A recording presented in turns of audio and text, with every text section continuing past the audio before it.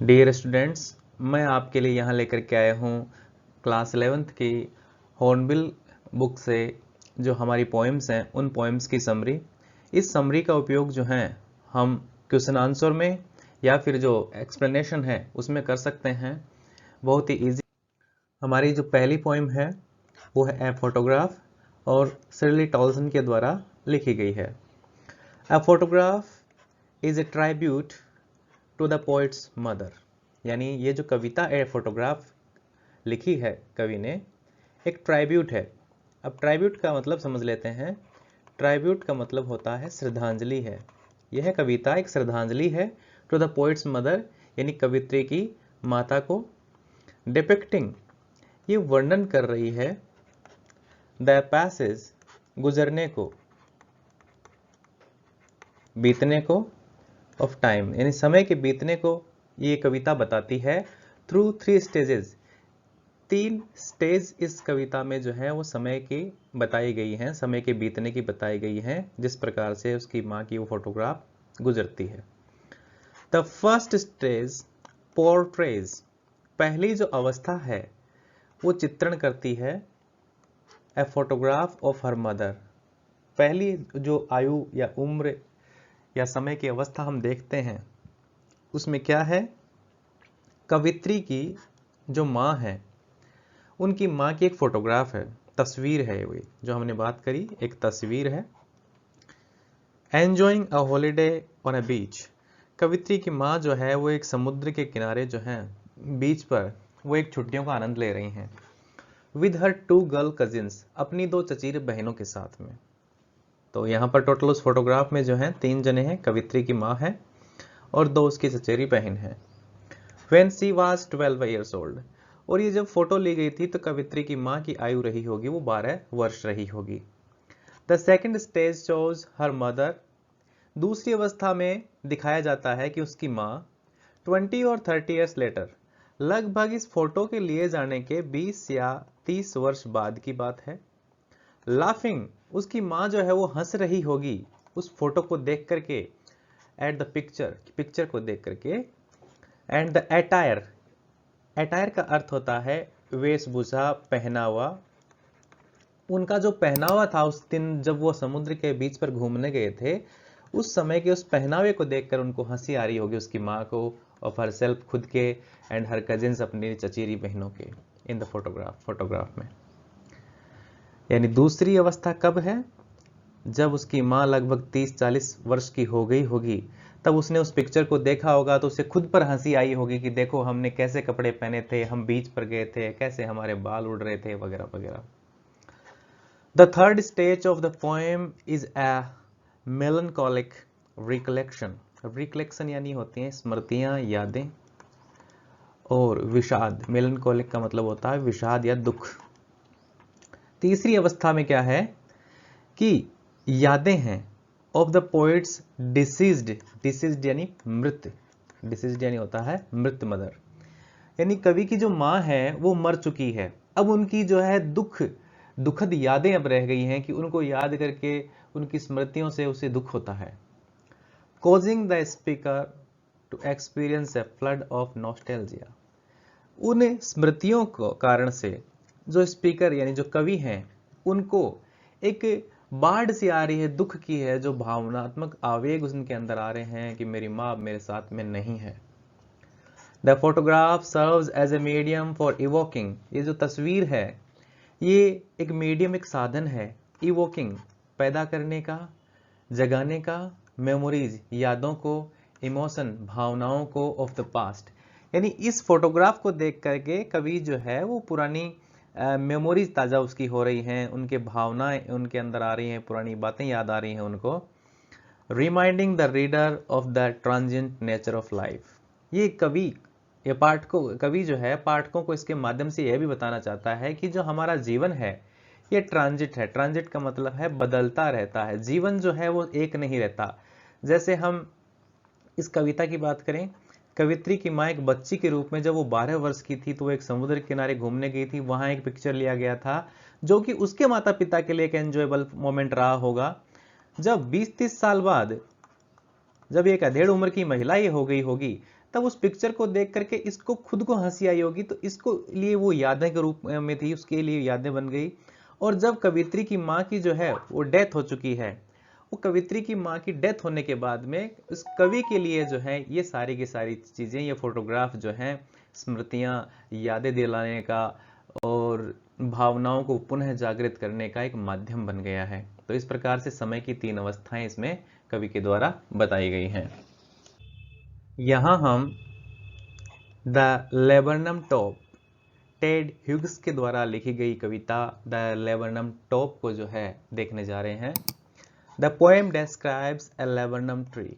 ये कविता एक लेबरनम नाम के पेड़ का जो है वर्णन करती है। Which is in full bloom and attracts various birds including goldfinches. ये जो पेड़ है, ये पेड़ पूरी तरीके से खिला हुआ है और आकर्षित करता है अनेक प्रकार के पक्षियों को और दूसरे वन्य जीवों को। इसमें एक पक्षी है जिसका नाम है गोल्डफिंच। ध्यान दीजिएगा, ये बड़ा ही महत्वपूर्ण है, ये वर्ड है गोल्डफिंच नाम के पक्षी। The tree serves as a symbol of the natural world's magnificent. ये जो पेड़ है ये एक प्रकार से सिंबल है, सिंबल यानी एक प्रतीक है ऑफ द नेचुरल वर्ल्ड्स, जो ये प्राकृतिक दुनिया है, जो प्रकृति की दुनिया है, इसका मैग्निफिसेंस, मैग्निफिसेंस का अर्थ होता है इसकी भव्यता, इसकी विशालता, इसकी शानदारपन को, एंड विटेलिटी, इसकी जीवंतता को, कि प्रकृति किस प्रकार से जीवित है, अपने आप में मृत नहीं है, प्रकृति जीवित है, उसकी जीवंतता को दिखाने के लिए, उसकी मैग्निफिसेंस यानी भव्यता को दिखाने के लिए ये पेड़ एक संकेत के रूप में, प्रतीक के रूप में यहां लिया गया है। Which can transcend human experience, इससे मनुष्य के जो अनुभव हैं और ज्यादा बढ़ सकते हैं। The poem also touches upon themes of fragility of life. यह कविता छूती है थीम यानी भावना को, क्या कि फ्रेजिलिटी, फ्रेजिलिटी यानी होता है नाजुकता, क्षणिकता, ऑफ लाइफ यानी जीवन जो है बहुत नाजुक है। And the cycle of death, cycle का अर्थ होता है चक्र, साइकिल ऑफ डेथ यानी जो चक्र है, डेथ एंड रीबर्थ, मृत्यु और पुनर्जन्म का चक्कर चलता रहता है। Through the depiction of the laburnum tree, ये लेबरनम ट्री का वर्णन करते हुए हमें बताते हैं कि जीवन और मृत्यु जो है वो चलती रहती है। The poet conveys a sense of अव, इस पेड़ के माध्यम से कवि जो है एक अव, दुख और वंडर, आश्चर्य का भाव प्रकट करता है टुवर्ड्स द नेचुरल वर्ल्ड, प्राकृतिक संसार की तरफ। एंड एम्फेसाइज, एम्फेसाइज यानी बल देता है, जोर देता है, द इम्पोर्टेंस ऑफ रेस्पेक्टिंग, हमें सम्मान करना चाहिए, एंड प्रिजर्व, संरक्षित रखना चाहिए, यानी प्रकृति का हमें जो है सम्मान करना चाहिए, इसे हमें संरक्षित रखना चाहिए। तो इसमें क्या है, एक लेबरनम ट्री के माध्यम से कवि हमको बताता है, क्या बताता है, प्रकृति की विशालता, उसकी जीवंतता, और हम इससे सीख सकते हैं। कवि हमें जो है जीवन की क्षणिकता, मृत्यु और पुनर्जन्म के बारे में भी इस कविता के माध्यम से बताने की कोशिश कर रहा है। और कवि के जो संदेश है उसके अंदर दुख है, आश्चर्य, दोनों का भाव है। इस संसार जो है, इस संसार की प्रकृति की, संसार के हमें रेस्पेक्ट करना चाहिए और इसको सुरक्षित रखने का हमें प्रयास करना चाहिए, ऐसा लेबरनम ट्री में बताया गया है। तीसरी जो हमारी पोइम है वो है the voice of the rain, Walt Whitman के द्वारा ये लिखी गई है। द वॉइस ऑफ रेन यानी वर्षा की आवाज। The central idea of the poem is the connection between human being and nature.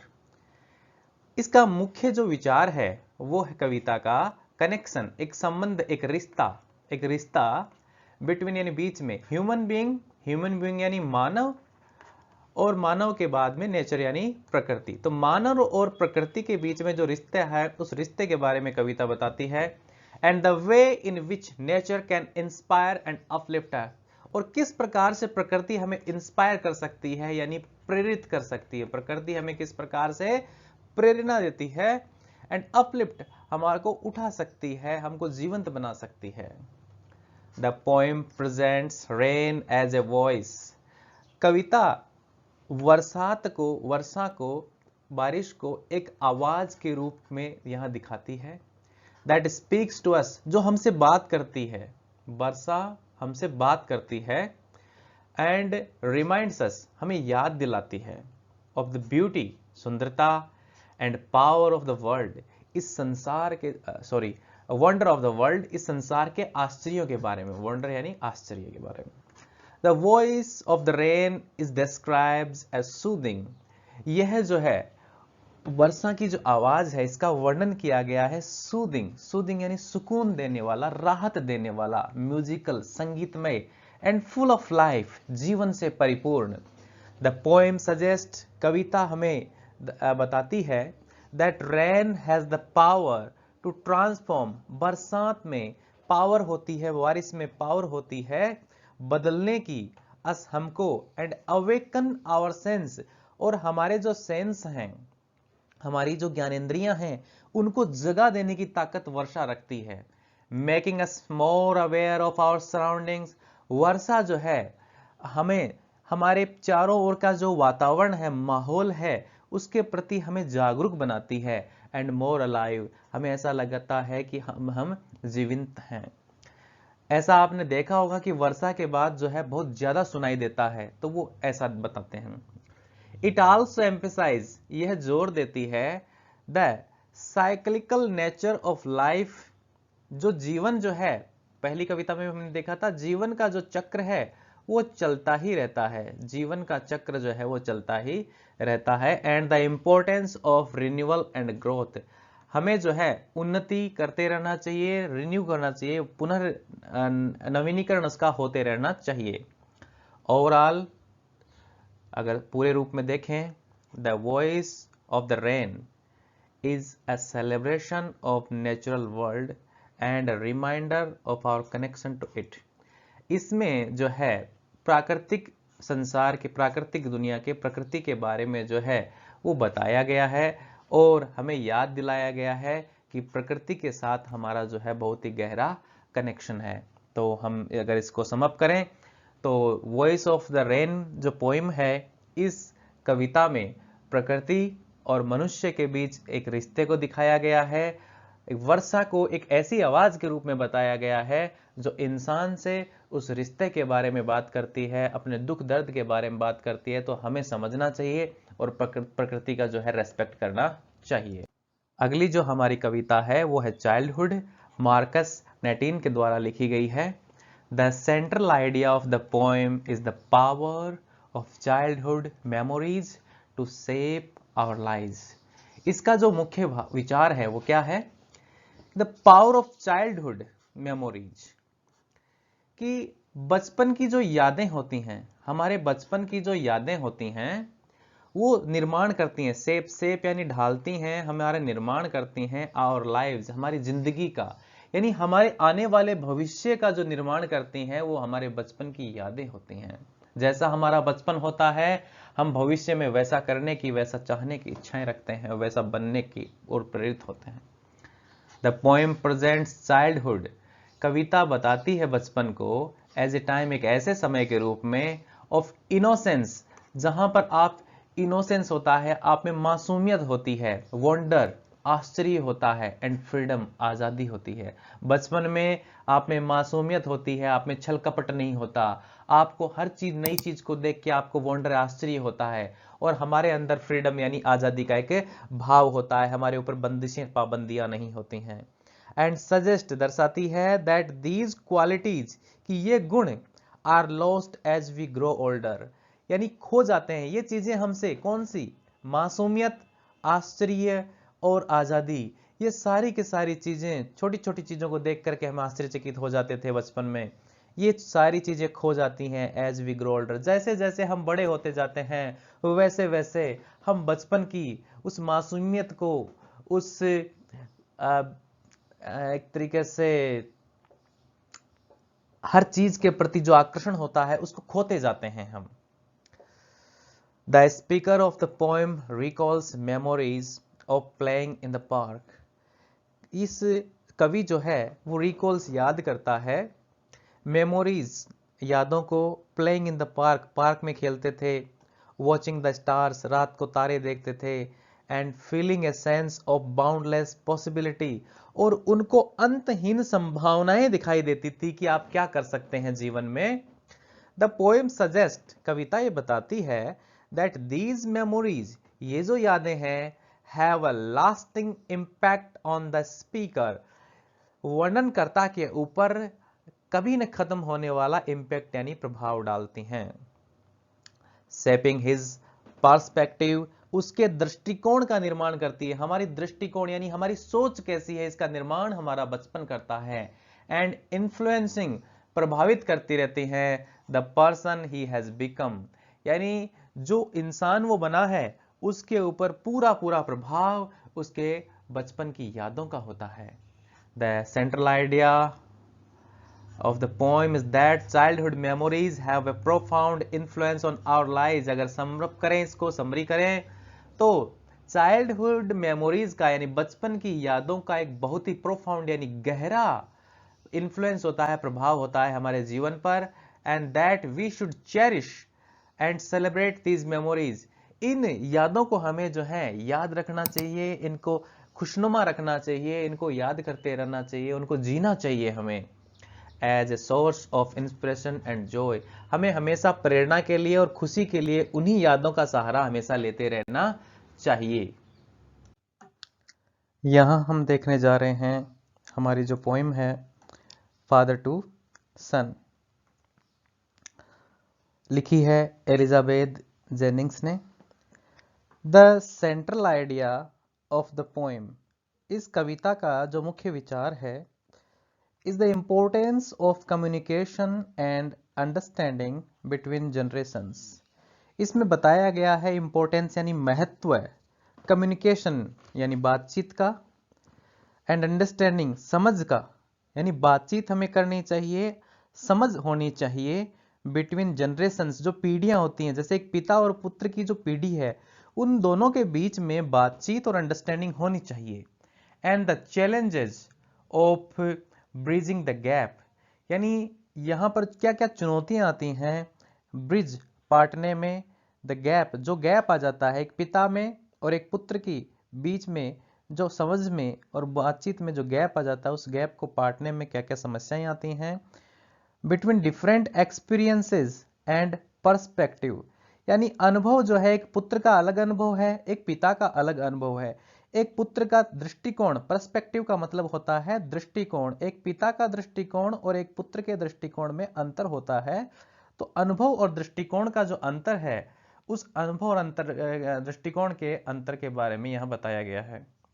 The father in the poem, इस कविता में जो पिता है, स्पीक्स, बात करता है, टू हिज सन, अपने बेटे से, अबाउट हिज ओन स्ट्रगल, अपने संघर्ष के बारे में, एंड एक्सपीरियंस, अपने अनुभवों के बारे में।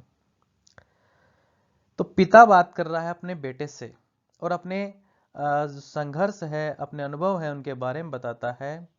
ऑफरिंग एडवाइस, और सलाह देता है, एंड गाइडेंस, मार्गदर्शन देता है। एज हिज सन ग्रोज, जैसे जैसे उसका बेटा बड़ा होता जा रहा है, वह अपने अनुभव के आधार पर अपने बच्चे को जो है, अपने बेटे को जो है निर्देश देता है। And faces his own challenges, और जो है वहां पर उसे स्वयं चुनौतियों का सामना करना पड़ता है, क्योंकि बेटे और पिता की सोच में बहुत ज्यादा अंतर है। The poem also touches on the themes of loss, यह कविता हमें जो है नुकसान की प्रकृति के बारे में भी बताती है। And the fleeting nature of time, कि समय जो है किस प्रकार से दौड़ता जाता है उसके बारे में बताया गया है। As the father recognises that, जैसा कि पिता पहचान लेता है, that his time with his son is limited, कि उसका अपने बेटे के साथ जो समय है वो सीमित है, एंड प्रीसियस, बहुत ज्यादा कीमती है। Overall father to son is a meditation on the complexities of family relationship। यह जो है हमारा ध्यान आकर्षित करता है कॉम्प्लेक्सिटीज, जटिलताओं की तरफ, ऑफ फैमिली रिलेशनशिप, यानी पारिवारिक जो हमारे संबंध होते हैं वो कितने जटिल होते हैं उनके बारे में हमारा ध्यान आकर्षित करती है। And the importance of passing on wisdom, कि किस प्रकार से हमें हमारी जो बुद्धिमत्ता है उसे, एंड एक्सपीरियंस, हमारे जो अनुभव हैं उसे शेयर करना चाहिए, उसे बांटना चाहिए, साझा करना चाहिए from one generation to next. एक पीढ़ी से दूसरी पीढ़ी के साथ हमें हमारे अनुभव और हमारी जो बुद्धि है, हमारा जो ज्ञान है, यहाँ अर्थ है बुद्धि का, ज्ञान है, उस ज्ञान को साझा करना चाहिए। तो पिता पुत्र के माध्यम से जो है हमें रिश्तों की, जो कि फैमिली के रिश्तों में जो कॉम्प्लेक्सिटीज होती है, जो जटिलता होती है, उसके बारे में यहाँ पर बताया गया है। तो प्रिय विद्यार्थियों, आप इन पोएम्स को जो है वो एग्जाम में क्वेश्चन के आंसर के लिए लिख सकते हैं। अगर आपसे एक्सप्लेनेशन पूछा जाता है तो एक्सप्लेनेशन में आप जो है इनको लिख सकते हैं। ऐसे ही वीडियो मैं आपके लिए लाता रहूंगा, तो चैनल को सब्सक्राइब कर लीजिए, वीडियो को लाइक कर दीजिए और अपने दोस्तों के साथ जो क्लास 11 में पढ़ रहे हैं उनके साथ शेयर कर दीजिए ताकि उनकी भी मदद हो सके।